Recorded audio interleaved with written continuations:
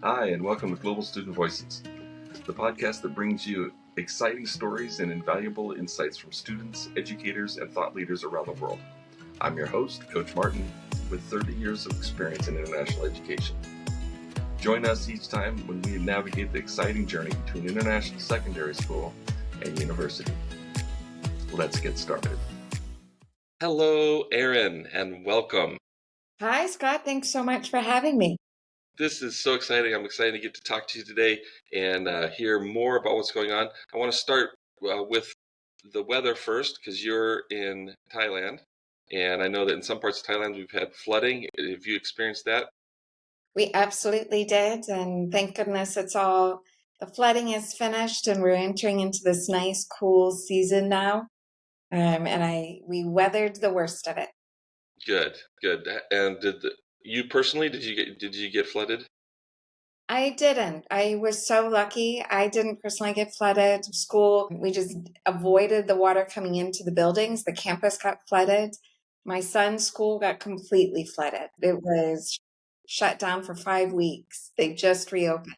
Oh my goodness. Wow, Yes, and that's been 5 weeks already. I feel like everybody I've been talking to in Chiang Mai has just been all we've talked about is the weather and the flooding because there's so much cleanup still going on. a lot of cleanup. And yeah, I just feel really fortunate that we've maintained safely through it all. Good. And were you guys able to just continue right through with school? We had a number of days where we had to close down and go on to remote learning. We had one day where we had to do an emergency evacuation because the roads leading up to us were all flash flooding. But it was really amazing to see our community pull through. And I had our drama and music teacher leading lessons online, doing like community dance offs, just everything we could to kind of bring the joy into the whole experience. It was really, we got through it and it really helped me see how beautiful our community is. I already knew it. It was a good Yeah, reminder.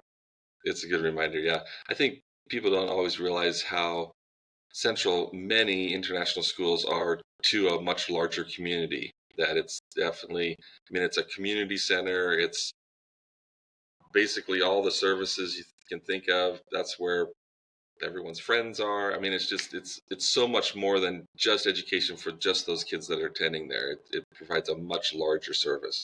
It really is. I think we really put a lot of effort into curating the right families for our community and where we know that there would be a good fit and good harmony. It isn't just admissions for the children, it's admissions for the whole family because we are trying to really carefully curate that community because we know for families who are moving to Chiang Mai for their child to come to our school, we want to make sure that they're going to be happy. We want to make sure they're going to be a nice fit for all of the other parents. And just where it's almost like, you're matchmaking in a way. Yeah, yeah. And that it takes some time to create. Once you have created a culture, then you can assimilate lots of different people into a culture. But it just takes time to establish what is our cultural norm and who are we as a community, and it's so important, so important. Yeah. So, and the school there. Are you? Remind me, you're not K-12, right? You're We are from 2 year olds to year 13. So we're pre oh, okay, all the way through. Yeah. So it really is like everything for people. 100%. And it's such a joy to watch the children go up through the years and we get to know the families. We know we've held families through really difficult times of loved ones passing away or going through a difficult season in their own home. And yeah, I love watching the 2 year olds come in crying at the gates and barely able to walk to all of a sudden now they're year two and sassy Yeah. and it's so much fun to watch them grow and know that you are really a big part of their journey. I love it. Yeah, that's awesome. That is great. Well, you've had a very interesting story, and I wanted to share that a little bit today. Just kind of tell me a little bit about how I think it's interesting how people come from so many different paths to end up in international education, and particularly in your role. But yeah, just tell us a little bit about that because I think yours is really an amazing story. Well, I am what I would call a reluctant educator. Growing up, I was an actress and then did a lot of theater work and then wanted really to be an ambassador. So I studied international law and peace and conflict studies, and it didn't take me long to realize that the work I was studying to do wasn't really what I thought it would be. I really wanted to be an ambassador, to be out there making a big difference in the world while also traveling the world. Sure. And so I decided to go, left that degree and went to school for acting. While I was in that, I started doing some community arts outreach. And that got me into inner city schools in Philadelphia. Really touched my heart. I saw the big difference that arts can make in someone's life. I saw the difference that a strong mentor can make in someone's life. Started working with a program that took at-risk youth and put them through an arts outreach program to help them avoid going into juvenile detention, essentially. And so I kind of redesigned the program and was pushing into schools and mentoring and working with teachers. And that really changed my life. So I went on to do Teach for America for a little while, got my master's in education, but my heartstring kept pushing me back to the theater world. So I went back to working in theater, was working on this really beautiful production that collected different people's stories and told them in a really unique way. And while I was working on that, I had this amazing invitation to go and live and work on a refugee camp with this group that was using the arts to work with child soldiers. And I jumped at the opportunity. It was in Ghana, which from third grade, when I made a diatribe of being in Ghana, I really wanted to live in Ghana someday. So how can you say no to that? Right. It's finally coming to fruition. Percent. So I jumped at the chance, and all of a sudden, there I was in this refugee camp, and my arts background was what got me the invitation. The international law and peace and conflict studies suddenly kicked in and made sense, and my education background made a lot of sense. As soon as I entered that camp, I knew, like, I just had every bit of me telling me this was going to be an important part of my journey and that I was meant to be there at that time for that reason. So, a little bit about that, I think I was a searcher at that time. I was really trying to find my way and my purpose. I was suffering from post traumatic stress disorder and had been through every modality of healing that you could imagine. And so all of a sudden, I'm on this camp and I have this purpose. I'm working really long, hard days. I was only supposed to be there for a month. Halfway through that month, I picked up the phone and called my theater company and said, I'm not coming back. I'm staying on the refugee camp. This is where I meant to be. And they said, we were all making bets how long it would take you to make that decision. So I stayed on the camp for a couple of months and then was ultimately invited to stay on and help oversee the development of 3 UNICEF schools for the refugee children. I was working for this amazing organization whose motto was let the children play. Our work was to make sure that children on the refugee camp could still be children on the refugee camp, or just children, like, right? So whatever the obstacles were that got in their way of being able to attend the schools that we were building or playing joyfully with their friends, we had a program for it. I oversaw that program. My days were long, very long. They started around 4:30 in the morning. I often ended up quite overwhelmed with some of the things that were going on, from cholera outbreaks to children being sick with malaria. And there were all kinds of difficulties getting the resources we needed for the schools to be built and up and running. And there was one cheerleader whose name was Elder James, who always cheered me on. Mm-hmm. Now, Elder James had been a teacher in Liberia before the war broke out. And he would always say, chin up, sis Erin, like, cheer up. You have to keep going, because education is the one thing that will make sure that wars like what we had in Liberia will never happen again. Well-educated children are not going to become child soldiers. So chin up, we need you. Just be happy. Come on, you can do it. And I could never understand how he could be so happy, but he was. And he was always cheering me forward. At one point on the camp, people were being resettled because the UN was pulling off of the refugee camp. So as refugees were leaving, some that I grew close relationship with shared, like, the hardest thing about leaving is it will feel like we never mattered. Like we were never even here. Like this never happened to us. And I said, before I came here, I was working on this theater production where we recorded people's stories and then we took it and turned those stories into a play. What if I used that same strategy and I took your stories and I just recorded and maybe I could turn it into a play or a collection of stories or something? Something. How about that? So the first two women were absolutely yes. And then word spread. So 2 turned to 5, turned to 10. And then there was one day where I had a whole line of people waiting for their story to be recorded. So I kept asking Elder James, when do I get to tell your story? Can I hear your story? No, Sis Erin, you don't need my story. My story's no good. You don't need my story. Just gather everybody else's story. Do what you're doing. But I kept asking, and he finally relented. And as Elder James told me his story, it absolutely broke my heart. He lost his entire family massacred in front of him in his home.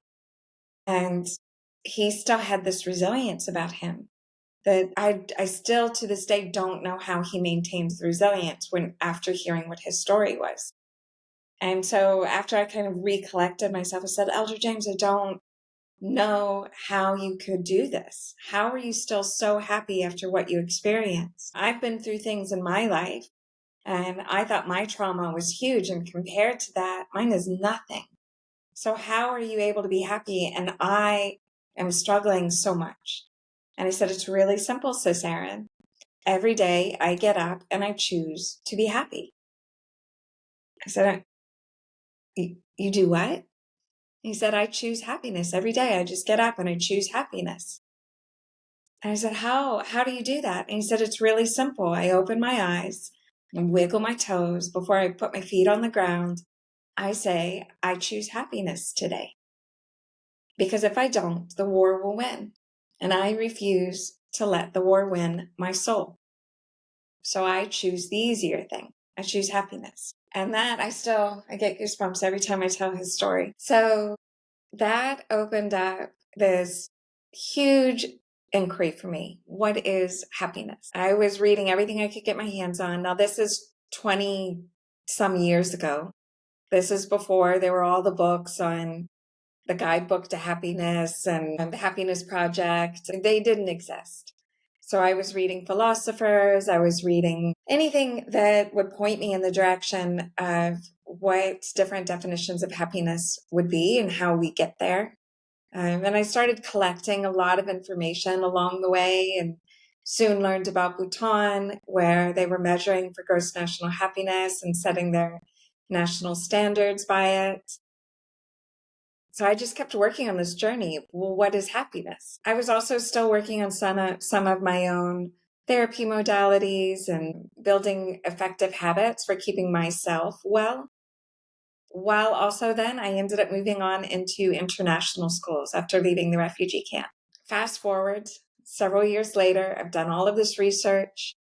I'm writing about it for myself. And I had a class of third graders that were just remarkable. They were the most spirited, animated, agentic learners you could imagine. And one day I'm watching TED Talks while I'm cooking dinner. And there's one TED Talk called Money Can Buy Happiness. And it was this man who went into organizations and talked to them about what happiness was. And he was going into like Pixar and Apple and talking to their staff about happiness and helping them build happiness habits. And they were becoming more effective. Well, in my classroom of really rambunctious, amazing children, I had one little girl who was miserable. You'd put an assignment in front of her and she would throw her head down on the table and just check out. She was a twin. Her twin was completely the opposite. Her twin was like little Tigger to her Eeyore. I had another child who showed some anxiety, and I couldn't figure out how to reach them and how to help them learn. So after watching this talk on how money can buy happiness and seeing this man who's going into like Apple and Pixar and working with their leaders on happiness habits, all of a sudden I went, my goodness, I have spent so much time learning about happiness and doing all these things for my own happiness. And the habits he was describing were the habits I was building. Yeah. But why was I keeping it separate from the classroom? So I went into my classroom the next day and I told my students during our morning meeting, I was watching this TED Talk, and it was this guy who's having his people in like Disney and Pixar go and do these challenges for happiness and building happiness habits. And it made me realize I've been doing all this research on happiness and well-being, and I haven't been bringing any of it into the classroom. I think I've gotten it all wrong. And one of the kids raises their hand like, no, Ibu Erin, you didn't get it all wrong. You're just now figuring it out. It's okay. Sometimes it takes time to figure things out. It was so amazing. And then another one said, well, what if we did our own unit of inquiry on happiness? And then it just started popcorning, all these ideas. Like, yeah, what if we practice those habits for happiness and you find out what happens? And we do our own study on it. So we agreed and we started to create our plan of following the same habits that were in the TEDx video. Of course, I showed them the video. Mm-hmm. And we agreed that we would just launch our own happiness unit of inquiry. They went off and did things like the secret agents of happiness, because they were doing random acts of kindness, and they were the happiness ninjas, and they were developing exercise programs for the younger children. They started gratitude journals, all kinds of amazing things. Finally, one really smart child says, hold on, you always make us make rubrics for everything we're studying. Where's our rubric for this unit? How will we know if we've been successful? It's like, I have no idea how we're going to know. Let's do some research and find out how people measure happiness. I was like, I know this one country measures happiness, but how do other schools measure happiness? So I reached out to Harvard and Princeton. It turns out that when you reach out to experts in something, they don't mind picking up the phone and talking to you about it. And they were measuring student happiness and well-being and tracking the self-perceptions of happiness, because they were having big problems with suicide rates and depression. So I talked to them about how they were doing it. They shared with me their tool and talked me through how I could change it to be appropriate for 9-year-olds. And so I went into my classroom and we did our first survey. It was really like a reading running record. On one side, they had to draw a picture of how they felt most of the time. And on the other side, there were statements where they had to rate themselves. Scott, the data that came back shocked me. The children that I thought were my happiest were actually really struggling. Yeah, it really, really shocked me. They were the ones that was like, I don't need to worry about this one. He's happy. It's the one who puts her head down on the desk that I need to worry about. So I called him over and I talked about his survey, and I said, you rated yourself really low. Tell me about that. Were you having a bad day? And he said, no, you said it had to be how we feel most of the time. I said, so you really feel this way most of the time? And he said, yeah, I really do. And I said, but you're always so funny and happy and laughing. You're the one telling the jokes. And he said, I don't want to burn it anybody with how I feel. It's just easier if I can make other people happy. I know. So then I started to use the tool to talk to parents and create plans. For the little girl that was putting her head down all the time, her picture showed so much. She drew herself on the bottom of a bunk crying while her twin sister was on the top, happy as could be. So that opened up getting her with a counselor, bringing her family in to see what we could do to support her. And this whole thing just launched its own journey. I was invited to do a TEDx talk. I deepened my research. Researchers who are working in this field started to collaborate with me. And then I came to think, hold on, what if we use the 9 domains for happiness that Bhutan uses and look at that as a lens for how we evaluate our ecosystems, our school ecosystems? So I started to use that. And then lo and behold, right at that same time, the United Nations put out their request for member nations to measure for gross national happiness and set their national goals. So then a year later, the first or maybe it was about 2 years later, actually, but not long after, the first World Happiness Report was published by the United Nations. And it was using these 9 domains to look at national well-being. Well, if we can use those 9 domains to look at national well-being that's connected to subjective happiness, then we can certainly use them for classrooms and schools. And that's the work I've been up to now for the last, it's 12, 13 years now. And it's been really, it's a transformative tool for me. So I can go into a school and look at where their strengths are, look at where they have some areas and gaps. And first, just by spending a little bit of time on the campus, interviewing students, teachers, and parents. You can look at the WASP report. You can look at the educational data.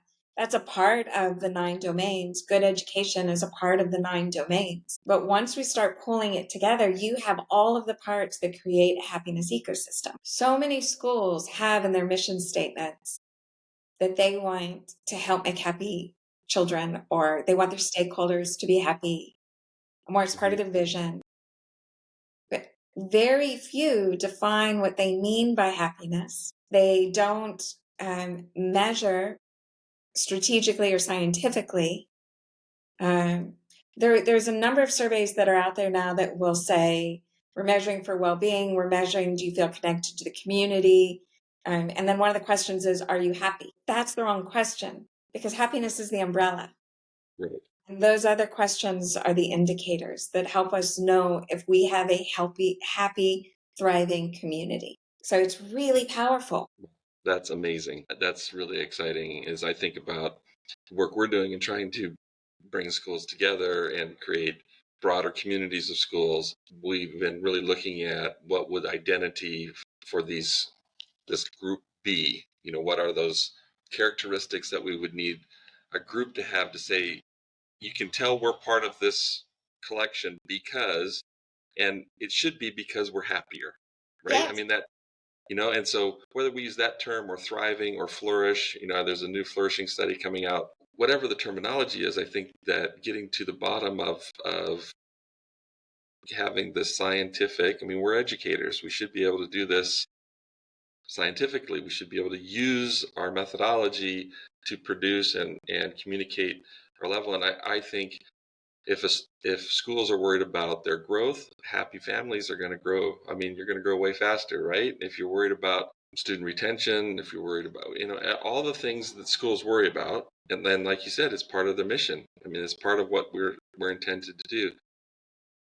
So from a pragmatic, personal standpoint, we got to work this into this. Hey there, GSV listeners.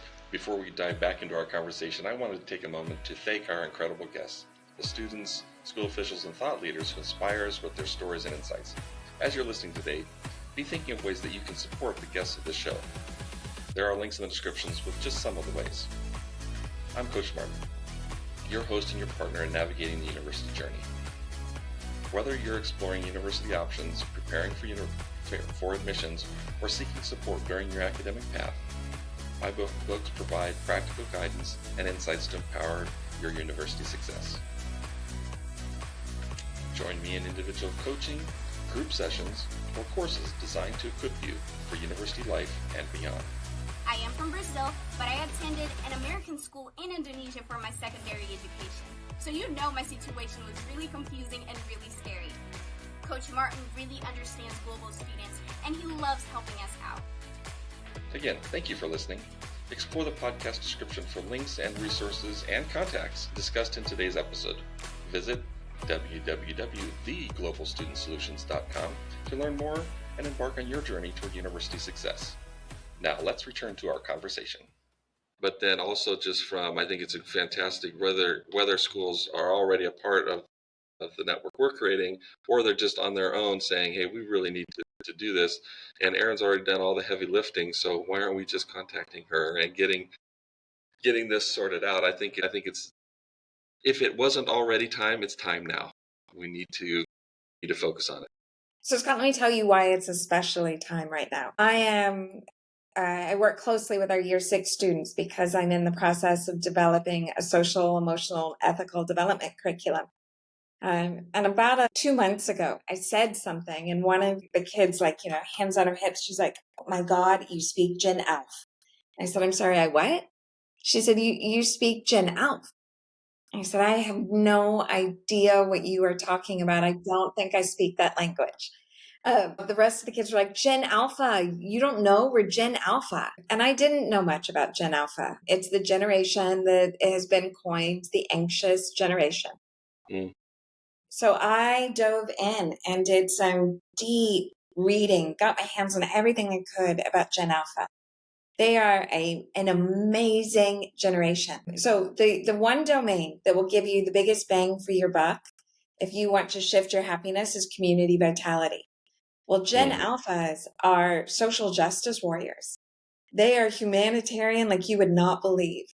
They're also psychologically minded, and they are mental health advocates. And yes, it's true, they have the definition of being the anxious generation. They're clamoring for that mental health.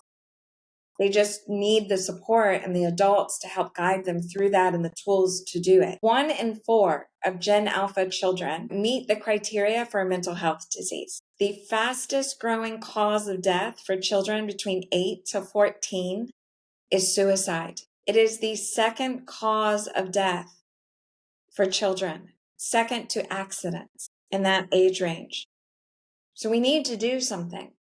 And if we get to know who these Gen Alphas are really well and design with them, the 9 domains are the perfect tool. I'm working with those children on those 9 domains right now. And they are on fire. And that aspect of community vitality brings the mental health because they find their purpose. They're engaging in service. They're connecting with their friends. So really thinking about how are we going to bring these pieces together so we can avoid what could become, and I would say it is a crisis state. How do we avoid it becoming even worse than it is? By really centering being scientific and strategic about how we approach their happiness. Yeah, it's so critical. And I think the blessing of being in an international school, certainly my experience leading an international school, is we have a, maybe a greater flexibility to um, power up quickly. We can make the changes.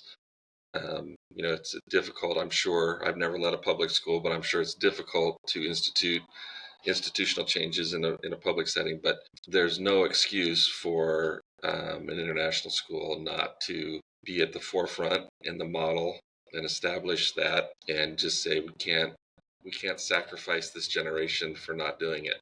If we now know we can do it, then we best be about it.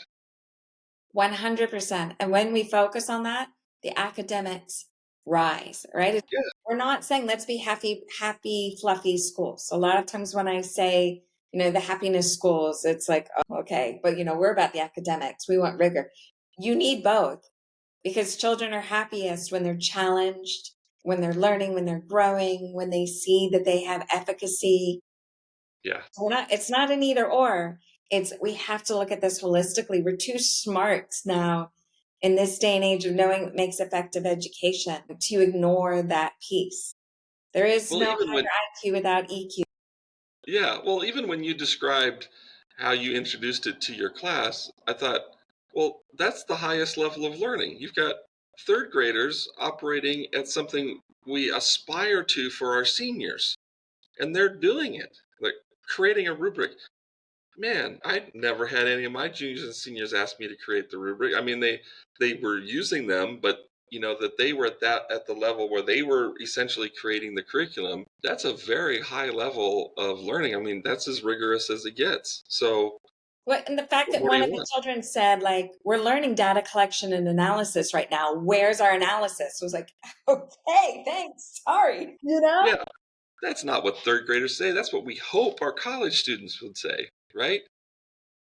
Yeah, that's just fantastic. So how does, because now you're leading a school the full age range. So what does that look like? I mean, there's no way to do it briefly, but if you can give me a snapshot of what maybe that looks like a little bit for a whole school.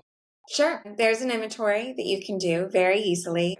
Work with the Happiness Alliance on an inventory that they've built, and I have the inventories for children that are really powerful. There's one that's online for the middle schoolers and high schoolers, and it's best, research shows us it's best handwritten for the younger children. We gather the data from all of your different stakeholders. For the younger children with that reading running record, you get a picture of where they're doing well and where you need to lean into. And for your wider community, there's a score that comes in that tells you about their self-perception of happiness. When you get that data back, you look at what do we need to target first. So that's one way of designing with, not for, and being responsive to the needs. What I love about the personal inventory is, there are so many of those surveys that give you your community well-being report. But then what do you do if you notice some people might be in crisis? You don't even know who those people are. So what I love about this measure is you get the individualized data and you can target support. The other thing is there is a very simple way of taking those 9 domains, looking for the indicators. There's some very clear, easy indicators that I've adapted from the UN's indicators to make them school ready. And as a community, you can just sit and look for, well, where's the evidence of this in our community? Okay, where are our gaps? What do we need to work on? And you can build it into your strategic pillars. That might be a service learning program is missing from your school, or maybe it's really robust. We don't need to lean on that, but where we need to lean on is more of that cultural identity piece, because that's an important part of happiness, right? So you get to see these measures and see where you're strong, where you have the gaps. It's very similar to what the WASC or IB accreditation evaluations have you do. But honestly, this I think even sits over it, because when you start going through all of this, all of those things that you have to check off, your safeguarding elements, well, that's security. So all of it's in there. And if I had a magic wand and all the time in the world, I would develop my own school accreditation authorization process. But right now, this is the easiest tool that you could do. And I really see it flourishing in communities because they are seeing how it will impact their own well-being. How often when we go and have to do one of our authorization visits where it's like this again. Whereas through this tool, you do it all the time. It's constantly ongoing. And you can tweak and modify things in your school. I changed our timetable because time use was one of the domains for happiness. And we weren't doing so hot in that domain. And we have to do some revisions on that again. But it just helps me see where are we strong, where are we slipping. And I can do real-time snapshots really, really easily. And I can do it for free. Yeah, that's amazing. How often do you do the school-wide inventory, and do you do that frequently? And then do you assess more, like if you have, let's say your 7th graders really are struggling, do you repeat their assessments more frequently to make more or like how do you implement it? You have to be really careful of the bore out of the process. Mm-hmm. So, 7th graders who are surveyed all the time, they make a joke of it. Mm-hmm. So I do it about 3 times a year as a running record, but then it can become where we develop an action plan for an individual child. And you sit down and you look at their results with them and say, hey, let's talk about this part. What are you thinking? So my year 6 students asked me to do some work with them on stress management. And so next week we're going to go in and they're going to create their own stress management toolkit. So what's my own plan for stress management? That's the mental health domain of the happiness. As a school organization, I begin the year with the happiness inventory. And then you can come back and do a check-in, like almost you could map it along with when you do your map assessments. So in my community, we're going to be doing one in December so that we can look at it. We're in the process of building out some strategic plans, and we're going to do one in December to see where we are compared to the one we did last year and what new strategic plans do we need to put in place. It's a way of being able to be responsive. But the other thing about it is as a leader, it gives you a lens. So if you start to pick up that something is really off in my culture, in my school, let me just scan the lens of these domains and see what I might need to be adjusting. Let's have some conversations. Let's have a task force. And then as an individual, I use it for coaching individuals. It was really effective during COVID. So there were some people who were in lockdown around the world. I did a total talk on happiness, and I offered for anyone who will donate to this flood relief, I'll give you 3 coaching sessions. So I had people take the survey, and it was really empowering because when you feel you're unhappy, it's like throwing darts. What am I going to focus on? But when you have the data in front of you, it's, oh, wait a minute, I need to just lean in on this part. Let me make a plan for this one little part that feels doable. And that was so powerful. It was such a gift to be able to work with teachers who were struggling. I was in Switzerland and working with a teacher in India and a teacher in the Philippines. And it was so joyful to be getting their pictures of evidence of the things they were doing to increase their happiness. Yeah. So Yeah, it's that's really powerful. when I work with school, I also do consulting work with us. And so when I work with schools, we sit down and create a plan. How frequently would you like to do the measures so that you don't fatigue your community? If your measures are really low in one area, let's lean in and let's revisit this in 2 months because you don't want to let it slip too far, but we don't need to do the whole survey. Teachers notoriously report low on time. School leaders, in my experiences so far, are reporting very low on community vitality. Mm. Not surprising. Yeah. So it's really, let's create your own roadmap for what will work best for your community. And here's our toolkit. Let's put it into action. Yeah.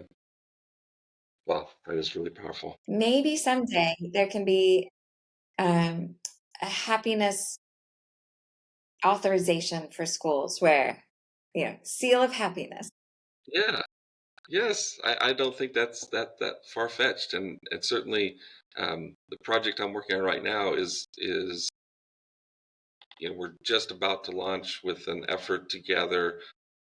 We're going to start with just 10 school leaders, and but then hopefully build that out in cohorts to continue to build a broader and broader community. And I haven't talked to you about this yet, but the plan is to have this as one of the indicators for this group, is to have so that it's kind of a part of. Oh, I love that.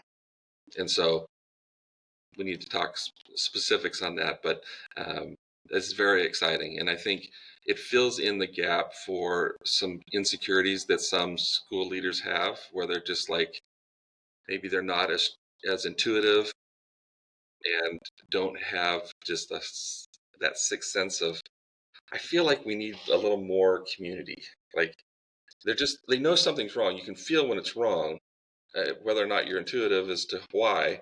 But this gives those folks, and most school leaders are in that data form where they just need some data. They need some specifics and some specific direction, and this fills that gap, which I think is one thing that, as I was thinking about this, I was very reliant on my intuition, and the intuition that I had some good leaders with me in the school that were also intuitive, and we could make pretty dramatic change pretty quickly and we weren't taking this index, but we were assessing happiness. And as we became a happier community, our the performance of our students in all their aspects of their life just skyrocketed. I mean, it was like it was like adding turbo boost to our kids in terms of all of a sudden what they were able to do academically by adding to kids who were overworked, didn't have enough time for anything. By adding some community elements, they self-selected to add additional academic challenges. So we didn't have an AP program, but we allowed students to take AP tests and ask their teachers. We created time for teachers to be available to tutor and kind of help them go through the AP stuff. And we went from 8 or 9 AP tests a year to over 130 um, in a year and a half of the change. And the focus of our change was an adjustment in time, so we'd have more flexibility with the time, because that's what's the challenge. And we leaned heavy into the community development, into the community, creating more time, spaces, did a big push on our sports side and on developing good fans, because it's not enough. It's great for the 10 kids who play the basketball, but we wanted to create this crowd of community. We wanted a place where all the parents would come, whether or not they had any kids playing basketball. Everybody comes to the basketball games, and we created this party atmosphere that was super, super positive. And we really focused on how can we make this we want you to feel great when you leave the game. I love That that. you've had this great experience. Turns out when you put a big crowd in front of a bunch of kids, they play really good ball. Yes, they do.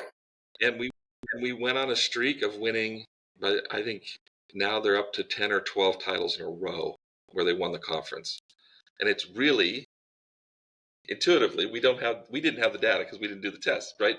But it was really about creating a community that then was flourishing, and the results of that, the symptoms that we could now assess, was great performance academically. All of a sudden, our scores just kept going and going and going. Our achievement kept going and going. Our performance in sports kept going and going. And it really was right around where we were struggling. We had kind of a negative community. We flipped that, turned it into this positive one, and all of a sudden, you filled that big deficit, which is huge in international communities. I mean, people don't understand how lonely and how isolating it can be to be in other countries. And for us, we had maybe 20% American, but we had a huge number of 15 or 16 other nationalities that had some numbers but had no community. And the predecessors were doing things that were very American, but didn't build a lot of broader community. And then, so when we created Korean Moms events, and our director for the school play did Shakespeare, but she changed the setting to India.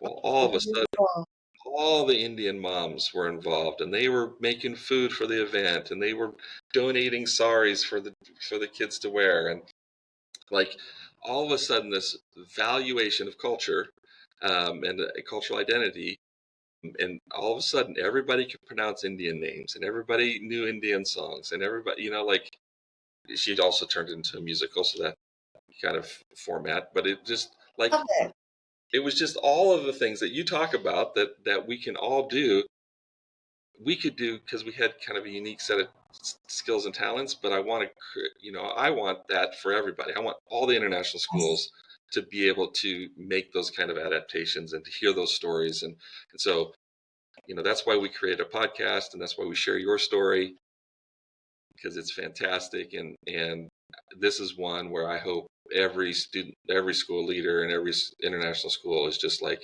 oh my gosh, this is the missing piece, and we're going to just work you to death. I would love it. Scott, one of the things you described in this that's really important is belonging, right? And what brain research shows us is there's that little part of the brain where belonging is at the base, but memory and being able to process new information is attached. So if I don't belong, I'm not going to grow and learn. Can't retain. Yeah. When I showed that aspect to my year 6 students, I had them watching this high-level university video on this part of the brain. And they're like, I don't understand most of what they just said, but that makes so much sense that if we don't feel like we have friends in the class, we don't learn. It's everything. Yeah, it's everything. There actually is a magic bullet, and we now know what it is. So we need to load up. Let's do it. All right. Erin, it has been a delight. As always, I told you I aim for half an hour, and here we hit 50 minutes, and that's just how it goes. No, there's no apology. This is going to be fantastic. Worst case scenarios, I got 2 episodes. This is fantastic. Thank you so much for being on Global Student Voices. Thank you for being one of those global student voices that's out there creating a better, brighter place for our kids. And I'm so grateful to you and what you're doing, and looking forward to amplifying that in whatever way I can. So thank you, Erin. Blessings to you. Thank you for having me. It's been such a pleasure. Have a Yeah. great day. Yeah, you too. Thanks. Thanks for tuning into Global Student Voices. We're committed to bringing you the best advice and to share stories from global students and educators. We need your help. Make sure you subscribe, share, rate, and review our podcast. Follow us on social media for more updates, and we'll see you next time. Until then, stay curious and keep exploring.